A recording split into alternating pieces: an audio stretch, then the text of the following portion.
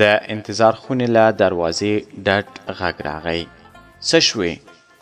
30 کلنې ښځې په بیړه دروازې ته ځان ورساوه او یو سړی چې سپین کالي یې پر تن و او له تور پټکي سره یې تورې ږیرې خوند کاوه په دروازې کې ولاړ و. د درملو کڅوړه یې ښځې ته ورکړه. په غوسه یې وویل: خره خره مه کېږه، سم ځان ورسره پوکه، هره ورځ دې په ډاکټرانو نشم ګرځوی. د انتظار خونې ټولې سترګې دروازې ته واوښتې.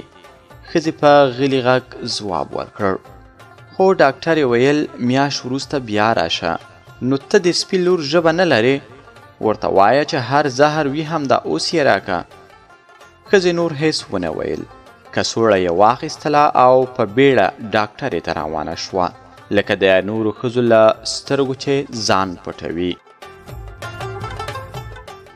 خو د معاینه خونې په دروازې کې ولاړې نجلۍ ورته وویل چې دننه بل ناروغ دی، باید انتظار وکړي.